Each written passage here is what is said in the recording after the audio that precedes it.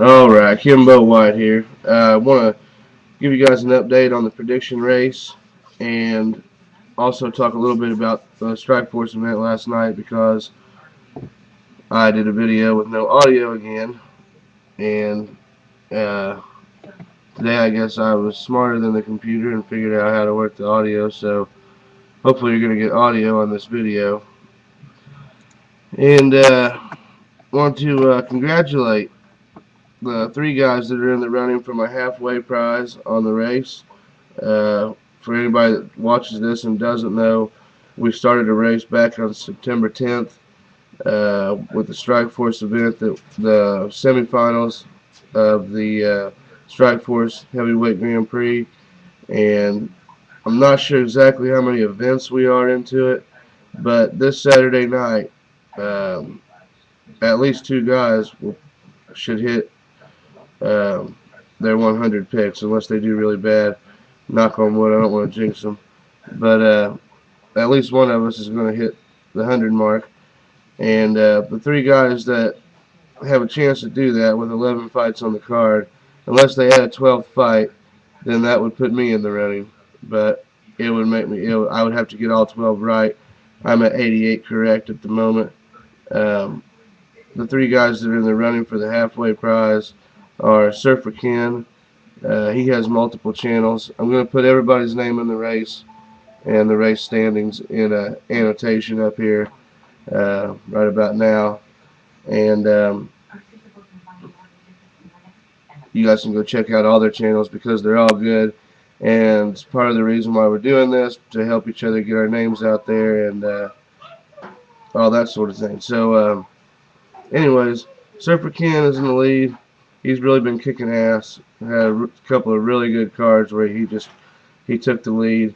We kind of shuffled the lead around for a minute between a few of us, and I'm currently in fourth. Second place is Bet MMA, which is the MMA analyst, and him and Ken are tied at 93 correct. But the only reason that MMA analyst is in second place is because of the number they've gotten wrong. Ken's gotten less wrong. Uh, but otherwise they're tied. So basically I shouldn't really say first and second place. Really it's a tie because we're not going on any what's wrong, how many we've gotten wrong or a percentage or anything like that. We're going on how many we got right. So really those two guys are tied for first place. And then Cascade Soldier, he's in third, or well, second. We'll say the second. He's second place, and he would need to get all 11 right Saturday to get the halfway prize. And then I'm in, I guess you would say, third place. And Scotty, Kamikaze MMA, and Brent, BC MVP 11, are the two last place right now. It's been a close race, and it's been kind of interesting. This event will be really interesting because if Manny could get all 11 right, he'll jump ahead of Ken and Karsten and take the halfway prize. So we'll see what's going on Saturday with their picks, and maybe they'll add a 12th fight, and I'll have a chance to keep from having to send out the T-shirt for the halfway prize, or whatever it may be. It might not be a T-shirt. And then I also wanted to talk to you guys about the Strikeforce event this last, just briefly. I'm not going to talk a lot about it. You know, it is what it is, and it is what we all said it was going to be for the most part. You know, on the main card, everybody pretty much agreed on the fights, and that's how they turned out. Uh, and you know, starting down with the first, I I know we had some boring fights there. We had to get to the end to see some more exciting ones. I know we had to suffer through fucking Woodley again and his. Oh God, it's really, you guys. It's worse than GSP. I mean, if you guys really want to criticize somebody, wow, wow, wow, wow.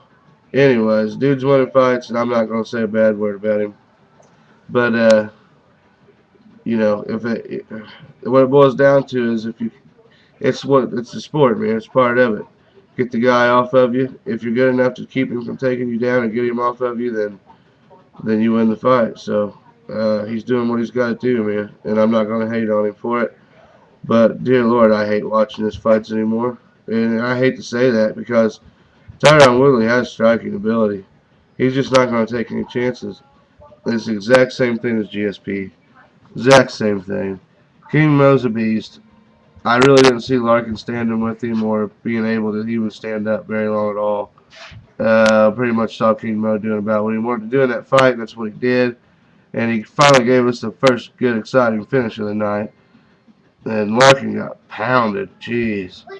And then Lawler, man, Lawler, I don't care what if he wins or loses, Robbie Lawler will save the night and give us a good fucking fight. And with that grazing knee, or the knee nick as old Ken calls it, the uh, what? Yeah, you liked it too, didn't you? Yep, he agreed. But yeah, awesome knee and punches for the finish there. Um, and I said in my video with the no audio that I thought that it was really pretty disrespectful to put Keith Jardine in front of Luke Rockhold. Uh, but I guess the matchmakers at Strikeforce just don't realize who they're putting in the cage is what it is. Not to discredit Keith Jardine as a fighter, he's tough as nails. But I mean, first of all, the guy with 3-6-1 in his last 10 fights or whatever it was does not deserve to get a title shot, no matter how tough he is or even the fact that he had a good chance of catching Rockhold or pulling some of his crazy shit out and beating Rockhold, it makes it even worse because that you're making Rockhold fight a guy who's way down in the division who actually has a chance of doing something to beat him. Uh, and it's really disrespectful to him as a title holder. Why wouldn't you give him the best person out there to defend his title against? And contend that title. By beating Keith Jardine, he's proved nothing much. I'm not going to say hasn't proven nothing because Jardine is tough. So yeah, okay, we got him out of the way, and now obviously they need to throw Musasi at him, I guess, or something. Uh, I'm not really sure. I would like to see a rematch with Souza, but getting back to what with the matchmakers at Strikeforce, this guy beat Jakar Souza. I mean, I saw this fight in Cincinnati, and I was one of the best parts of the night was I was get to see Jakar Souza fight live. How many people have got to see him fight in their life? And you know, obviously the matchmakers of Strikeforce don't realize that, and a lot of people in the United States don't realize that. You know, we're talking about one of the baddest dudes walking the face of the planet. And Luke Rockhold went in there and dismantled this guy. I mean, I'm shaking my head, guys, all the way back to the hotel that night. Still that night going, sitting up 2, 3 o'clock in the morning, telling my old lady, I can't believe Luke Rockhold beat the shit out of Jakar Souza like that. Just picked him apart. His kicks, his movement is top notch, man. And give this guy some fucking respect. Jesus Christ. Okay, I'm done ranting about that. Safadine barely pulled that out of his ass. I mean, judges, that could have went either way. Thought everybody was gonna get that one wrong. Um, let's see here. Burrell just couldn't get it together against Terry. Really should have probably just been more aggressive and went for it because Terry was the better technical fighter and really just picked him apart the entire fight. And then with the takedowns and holding him down, Ricky Legier looking tough against Chris Spain. This guy's going to be a force uh, and needs to keep working his way up the ladder. Really said he's a teacher too, but he needs to focus and do this because the dude's tough. Uh, let's see. Trevor Smith, I didn't see that coming from Vellante. Really thought Smith would be able to get the submission in this one, but oh well, it is what it is. I think we all picked Smith in that one. Um, and then, really, to be honest, the biggest thing too that stuck out of the night was Alonzo Martinez. As many fights as this dude has, and the fact that he's just now on a big card like this, on a main Strikeforce card, and that's the showing that he made. Either shows that that's why he hasn't been on a big card yet, and really doesn't deserve to be on a big card. Maybe should go teach or do something rather than fight. Not saying he doesn't look tough. That first round, I really thought I was like, oh, this guy's unorthodox. I know I think he gassed out pretty bad, and probably because he was getting punched in the face repeatedly. Uh, God, it was almost like watching a Diaz fight. I mean, Pine just beat the shit out of him. The boy was really brutal, man.